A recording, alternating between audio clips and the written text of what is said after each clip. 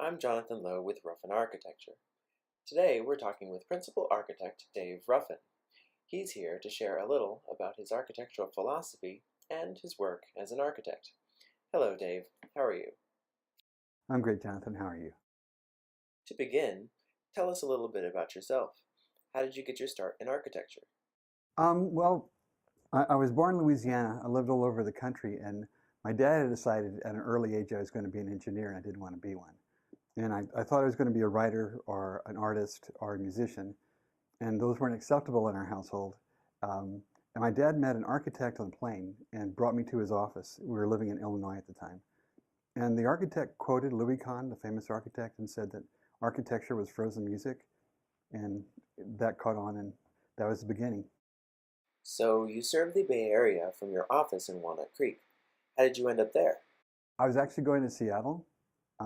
I was going to work in my music career and be a draftsman at Boeing, and my Volkswagen van broke down at the Grand Canyon, and I picked up a rider that was going to San Francisco, and I got to San Francisco, and it was the most beautiful place I'd ever seen before, and stayed and got into interior architecture in San Francisco, and then eventually, like everyone else, moved out of the city for uh, more reasonable cost of housing and for really good schools for my son. So, What type of architectural work do you do? Or do you have a specialty? um, well, a lot of times what any of us do is a service industry, and so the economy dictates a lot what type of projects are going on. Right now, we're seeing a lot of residential and commercial remodeling because the recovery is here, but it's limping. And so the main things that we're seeing happen is that with the number of empty stores and folks whose kids are going off to college, empty nest homes, or people that are retiring, moving back to the Bay Area, that's the main kind of work that we're seeing, and we're good at it. It's a puzzle that we like to put together because you're working with finite budgets, but with a constricted and often rigid area which you have to work within. But we've done ground up houses and buildings. It really depends on what the market is looking for. Do you have an architectural design philosophy? If so, what is it? Like any real working philosophy, I think it has to be multifaceted. So I'd say ours is three-pointed. Um, the first is that every project deserves to have good design. To give you an example, we're doing a sunroom in Oakley, and here's a photo of the sketches that the client had, and then here's a photo of a rendering that we did. And it wasn't that difficult. It sometimes takes a little bit more time than folks would expect because we have to do record drawings and then come up with more than just one design idea, and designs have to be refined. But for a little bit more money, you get so much better product. I think the second thing that we recognize is that we really want to make a positive contribution on the built environment. So we want what we do to be attractive, we want it to be functional, but at the same time, we're really looking for there to be an integration and a recognition of responsibility to the urban or suburban fabric. When I was a senior in college, I worked with Akira Ozawa. He's a Japanese architect, and on sabbatical, he would teach at different schools in the U.S. One of the important things that he told me was that we really don't need a lot of new Frank Lloyd Wrights because it's hard to do, and there's a lot of great designers out there.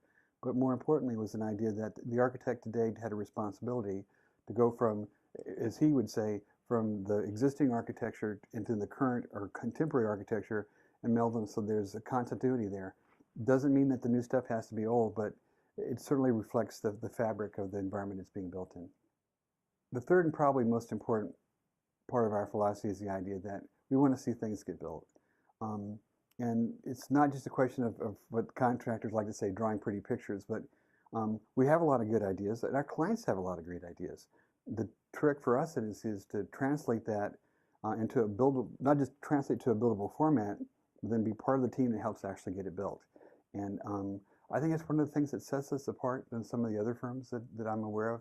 We really make an extra effort to try to be involved in construction observation during the construction. Just whatever we draw in the office, it's a controlled environment, and either pixels are lead or easy to move around. But in reality, things are almost always a little bit different than you expected. And our ability to be on the site, sometimes contractors and subcontractors have crazy good ideas that we incorporate into the work. Other times, we're fighting to make sure that what we've drawn is actually what's getting built because there's an easy way to do that. And in some cases, some subcontractors want to go the fastest way versus the best way. So I think those three kind of sum it up. That seems like a lot of work for one office. How do you get it all done? Well, I think a real important part of what we do is recognizing there's always a team. So first is the client, and client's always a team member in the design process. Secondly would be the architect, and a lot of our role really is translating what the client would like to do into a buildable format. We use engineers, structural and Title 24 energy engineers, another key member of the team.